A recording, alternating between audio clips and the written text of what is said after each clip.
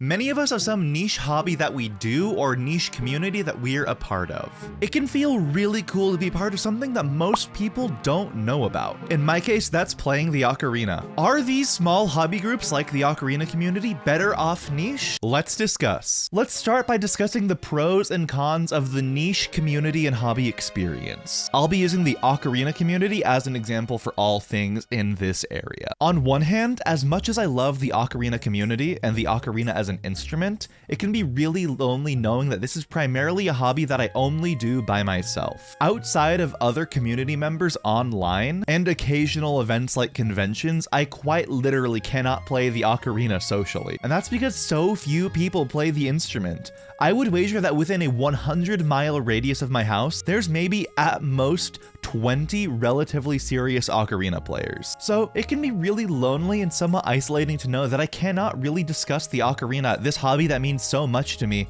with like anybody in my life in a serious capacity. At least can't discuss it with somebody who has the same passion or knowledge as I do. On the other hand, when I do meet a fellow Ocarina player, it is so magical. By having this extremely niche hobby community in common, we create an instant affinity of friendship. So if I happen to encounter a random Ocarina player anywhere in the world, it makes a really easy opportunity to connect with them and form a real friendship. For example, I used to go to this local anime convention called FanimeCon in San Jose every year from like 2008 or so to 2019. I bought my first Ocarina there from STL's booth in 2011, and from 2012 onward, I developed a reputation as the Ocarina guy at the convention. That's because I'd go around the halls every day playing the Ocarina. Throughout that 7-year span of being the Ocarina guy at that convention, I met a few other Ocarina players, like at most 8 to 10 people, among which is David Ramos, who I met when he was working the Songbird booth in 2015. And that ultimately led to our friendship and me being invited to join Okabanda. While the fellow Ocarinists who I met through this convention were few and far between, it was an easy way to make friends with people. When a hobby or community are exceptionally niche, it makes connecting with people who share that interest exceptionally special. Like, the Ocarina community feels like a fun secret society. So while it is a little lonely knowing that there are so few of us, there's a certain magic to meeting a fellow Ocarina player. But if Ocarinas entered mainstream awareness, would we lose that magic? What if Ocarinas, or any niche hobby for that matter, became mainstream? At least in terms of awareness. Let's define mainstream as at least 1/3 of the general population would know what your hobby or niche or community is if you were to bring it up. And unless you're somewhere crazy rural with very little infrastructure anyways,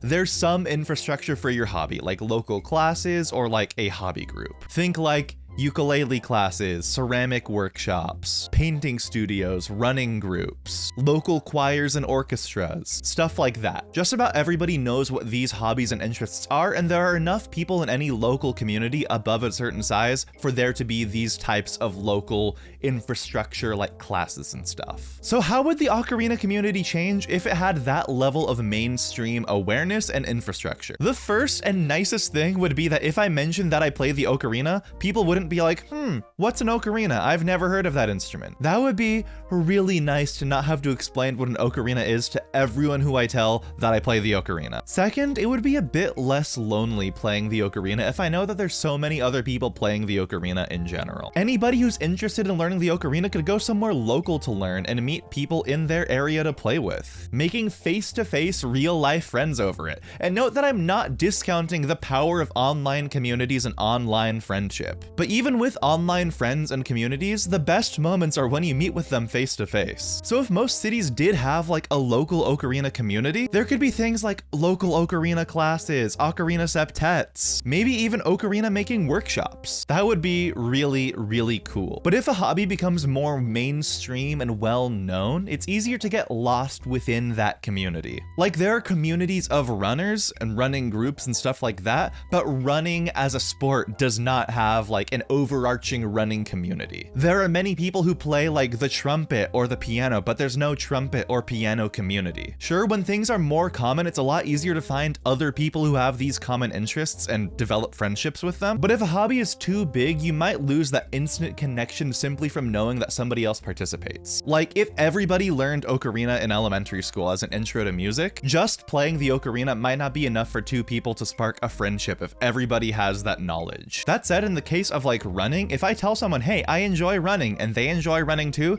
that is still some foundation to form a connection off of. But it's still nowhere near as special as when I find someone locally who also plays the ocarina and I'm like, whoa, you also play the ocarina? Let's be friends. And that's because it's still so easy to connect on something when there's so few of you to connect with. Regardless, I think the benefits of mainstream awareness and popularity strongly outweigh the drawbacks of losing the specialness of a community being really tight-knit and niche. In the case of ocarinas, there would be so many ocarina makers innovating ocarina designs and styles. So much more music written for ocarina. So many more skilled ocarina musicians sharing their music with the world. And those musicians would probably get featured in more mainstream music, like Lizzo plays the flute. She plays flute in a lot of her tracks, and she's really mainstream and popular. A musician who plays the ocarina could do that too. That would be amazing. Also, ocarinas might be taught in like elementary schools instead of recorders as your intro to music. Ocarinas take a lifetime to master, but they have a much easier learning curve than recorders, which would be great for getting the general population more interested in music. In a world where ocarinas have mainstream awareness, you might not become an instant friend with somebody just because you both play the ocarina, but it's still something in common to build a connection off of. One major goal of my content is to popularize ocarinas. This is by making them more accessible through digestible, educational, and sometimes entertaining content. So clearly the future I'd rather have is one where ocarinas are more mainstream and popular. And mainstream awareness doesn't mean that everybody in the world does the hobby. Ocarinas can be mainstream in terms of public awareness while still remaining a relatively niche hobby to participate in. Everybody knows what a piano is, but it's like not everybody plays piano. Everybody knows what ceramics and pottery are, but very few people actually make ceramic crafts and pottery. I would love a world where everybody knows what the ocarina is, regardless of how many people actually play it. Cause maybe one day when I tell somebody that I play the ocarina, their response won't be, what's that? And will instead be, that's a cool instrument. I love ocarina music. That's a pipe dream, but it's worth aspiring to. What's your niche hobby? And what would happen if it became more mainstream? Do you think it would improve the community or the infrastructure for the community? And do you think you might lose something in the process? I'd love to know in the comments below. And if you want to better understand why ocarinas are so niche, you can watch my video on that and how we can work to help popularize them. Also, check out patreon.com/AndyCormier for my Discord server, as well as cool behind the scenes content. Otherwise, leave a like, subscribe for more, watch that video next, and I'll see you next time. Happy tootin'.